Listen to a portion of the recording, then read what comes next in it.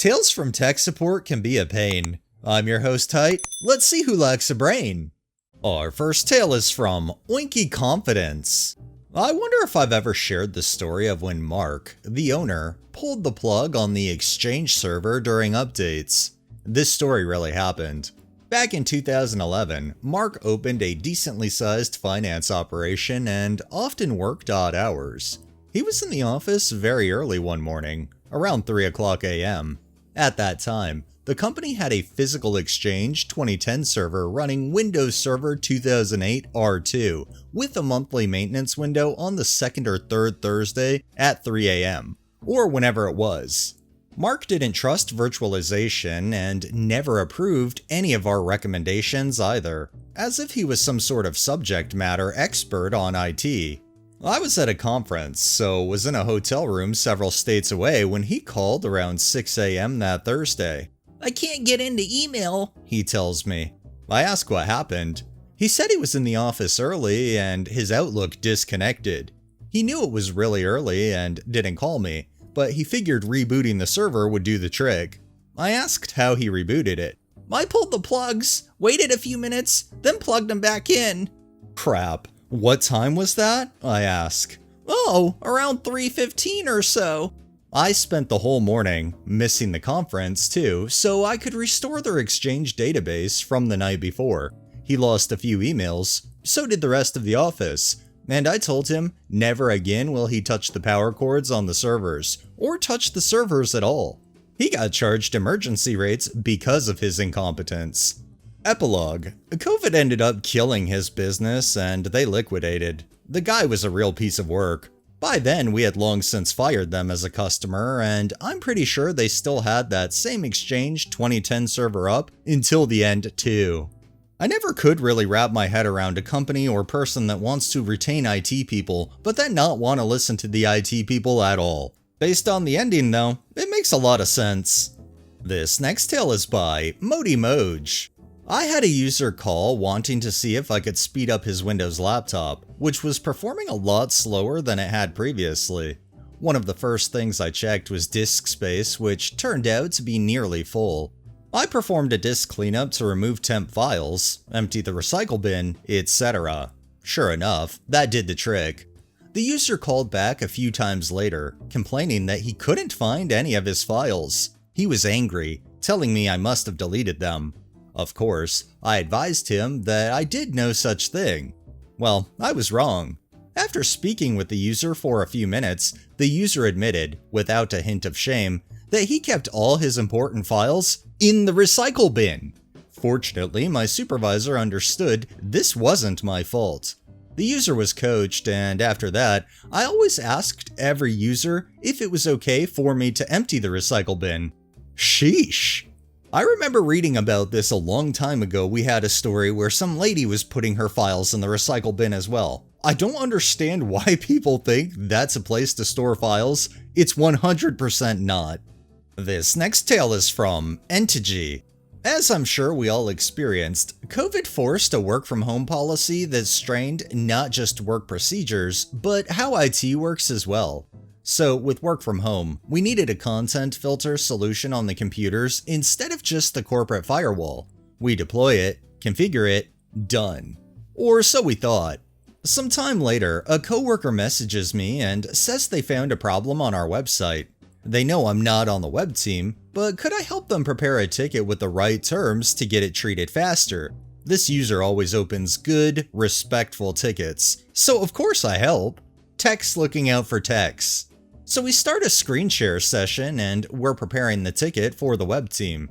My coworker then tries to describe a feature that should be on the website, says, "This is how it is on the product's website," and just types product.com. Well, product.com was full of ladies definitely not using the product my coworker was describing. A few flustered seconds later, we got the tab closed, and I showed them how to clear the last hour of browser history. We discovered the product in question is at companyproduct.com, and we immediately knew why. We got the ticket finished and sent it off to the web team. I then went and looked at the device web filter and found that we had somehow put exceptions in a place without actually picking any categories to block. so exceptions to nothing were configured.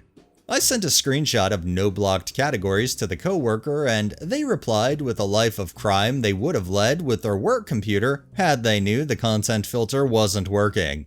So maybe once in a while, check your filters. This is true for air conditioners, cars, and computers. It is kind of funny though that these filters were set up but not actually set to really filter anything. However, I'm glad that it ended up getting configured the proper way and nobody ended up getting in trouble as a result.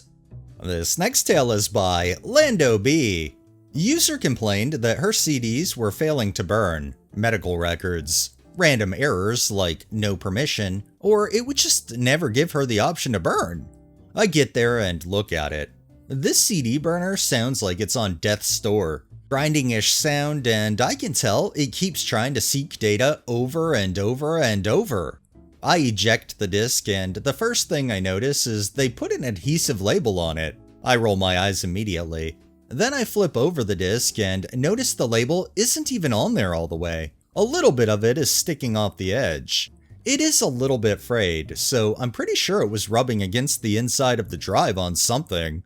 Then I look under the disc, and this freshly made disc has scuffs. I informed her that it's not a great idea to put adhesive labels on these things. Can you try one that doesn't have a label? Unfortunately, she didn't have one. She had a spindle with like 50 CDs on it, but they had already pre-labeled all of them. Went ahead and ordered a new drive and new CDs. It's crazy reading about CD burning issues because it's like most people aren't really burning CDs anymore. I mean, hell, the last time I burned a CD was almost 20 years ago when I was in high school. So that's just crazy reading about CDs failing to burn.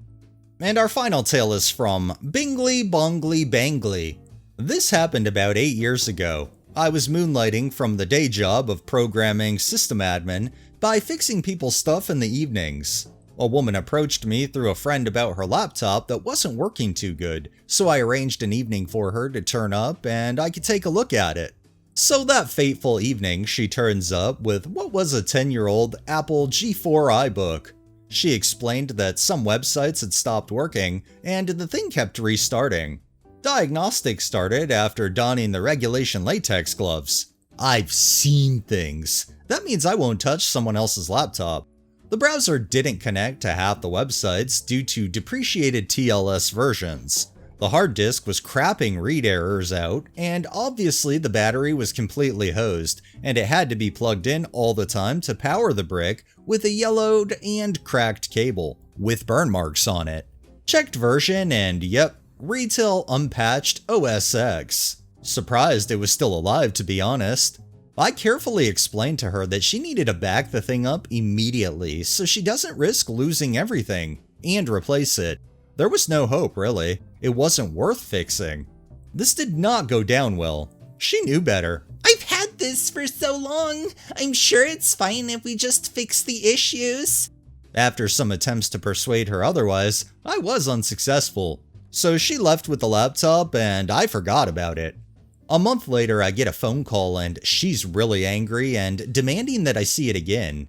I was quite frankly out of cash, so I figured how bad could it be and said yeah, okay, bring it over.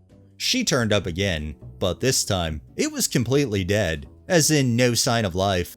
I checked the power supply with a multimeter, all good.